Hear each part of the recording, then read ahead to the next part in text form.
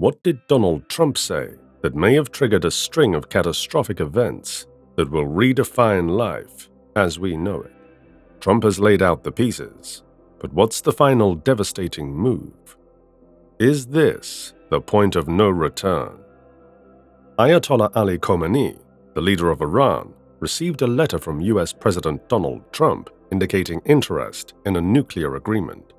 Surprisingly, the offer coincides with Iranian efforts to develop its nuclear program and American threats to attack Iran. On March 12, an Emirati official delivered a letter to Iranian Foreign Minister Abbas Araghchi, although its contents have not been made public. Trump stated in an interview with Fox News, "I hope you're going to negotiate, because if we have to go in militarily, it's going to be a terrible thing." But from the look of things, Iran wasn't interested in negotiations with a bullying government. Khamenei stated this the day the letter was delivered. He called the letter an effort to deceive global public opinion, and also cautioned that Iran is capable of delivering a reciprocal blow, ending up calling the US military threat irrational. Following this issue, Iranian President Masoud Pezeshkian replied to the letter, despite Khamenei's doubts that the Trump administration is sincere about reaching an accord.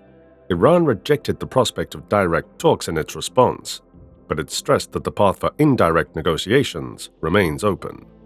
Although National Security Advisor Michael Waltz indicated that the United States will push for Iran to eliminate its entire nuclear program, Trump has not stated his goal for an agreement.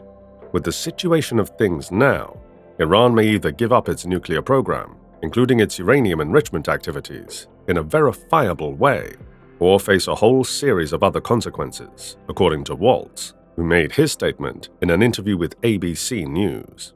Similar remarks were made by him when he stated that the US would only engage with Iran if it agreed to give up their entire program.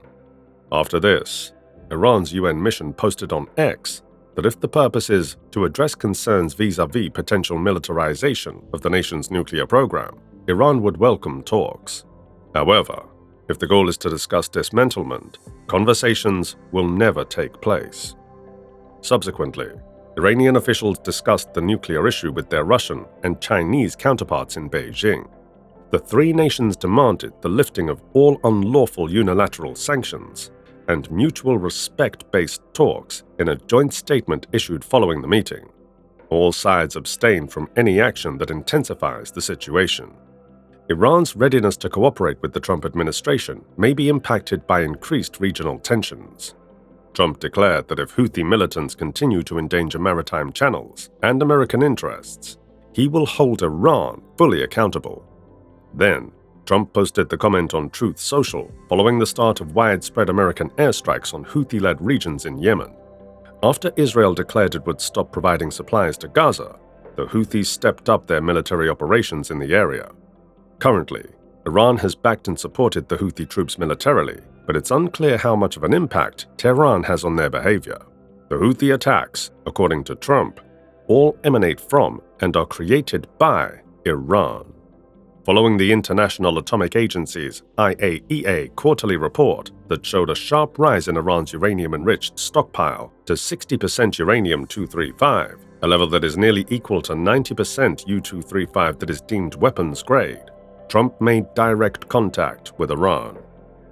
Iran produced 91 kilograms of uranium enriched to 60% U-235 during the quarter.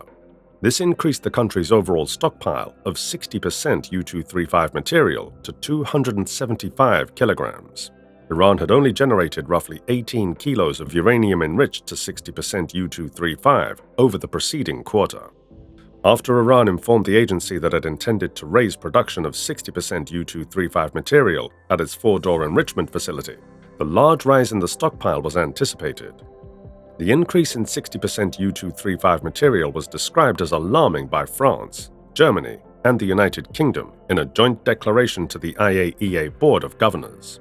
They reaffirmed their commitment to a diplomatic resolution and claimed that Iran has chosen to escalate its nuclear program beyond any credible civilian use, thereby causing a proliferation crisis. In a press conference, IAEA Director General Rafael Mariano Grossi urged diplomacy with Iran. High-level engagement is indispensable, he declared. Additionally, He demanded tangible outcomes from the IAEA's years-long probe of uranium nuclear activities that were not disclosed before 2003, stating that it is time to stop talking about the process and start getting some answers.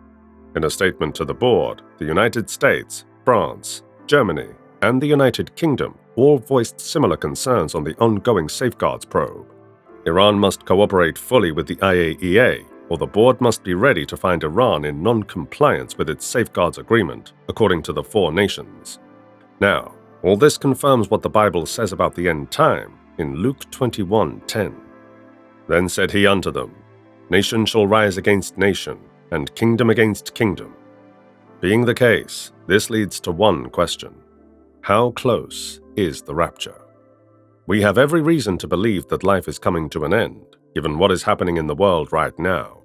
Also, the Bible makes it clear that Christ will return for the church at any given moment.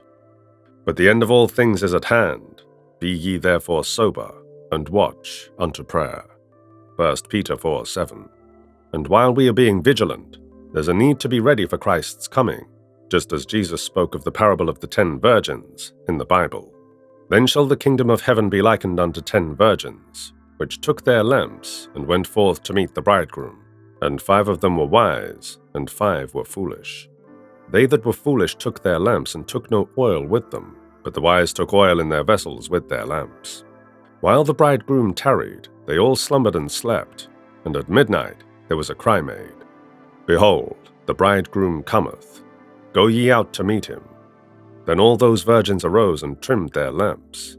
And the foolish said unto the wise, Give us of your oil, for our lamps are gone out. But the wise answered, saying, Not so, lest there be not enough for us and you. But go ye rather to them that sell, and buy for yourselves. And while they went to buy, the bridegroom came, and they that were ready went in with him to the marriage, and the door was shut. Afterward came also the other virgins, saying, Lord, Lord, open to us. But he answered and said, Verily I say unto you, I know you not. Watch, therefore, for ye know neither the day nor the hour wherein the Son of Man cometh. Matthew 25:1-13.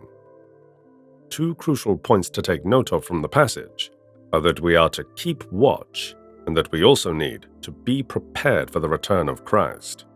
It describes how Christ, the bridegroom, will return to collect his wife, the church.